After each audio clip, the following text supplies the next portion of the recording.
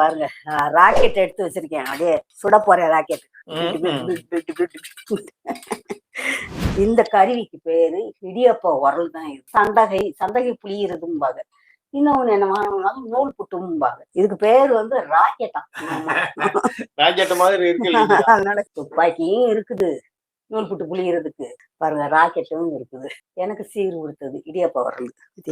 இதுலயும் மரம் வரணும். அதான் பழசெல்லாம் மறந்து போகுதுல, அது மாதிரி இதெல்லாம் தூக்கி போடுங்கன்னுட்டாங்க பசங்க. இன்றைய காலத்துக்கு ஏத்த மாதிரி பாருங்க பையனுக்கு வாங்கி கொடுத்துட்டாங்க. துப்பாக்கியாம் சொல்லிட்டாங்க.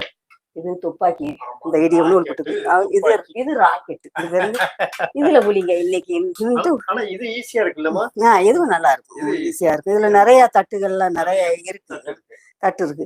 இது வந்து அந்த காலத்துல எனக்கு சீர் கொடுத்தது இதுதான். இதுலயும் தட்டு இருக்கு, இதை கலட்டிட்டு இது பண்ணும். இது கூர்க்கச்சி இருக்கு, அப்புறம் ஓம்புடி புளியறது, இடியப்பம் புளியறது எல்லாம். ஆனா இது வந்து புழுங்கரிசி இருக்கு பத்தியில, அதுதான் நல்லா டேஸ்ட் சுவையா இருக்கும். அதை நம்ம இதுல அரைச்சி இதுல புளிஞ்சோம்னா சோல்டர் எல்லாம் வலிக்குங்க. இது பாருங்க அந்த ராக்கெட் இருக்கு பத்தியிலாங்க, இதுல புளிஞ்சோம்னு வச்சுங்களேன், சூப்பரா அருமையா சட்டுன்னு புளிஞ்சு எடுத்துடலாம்.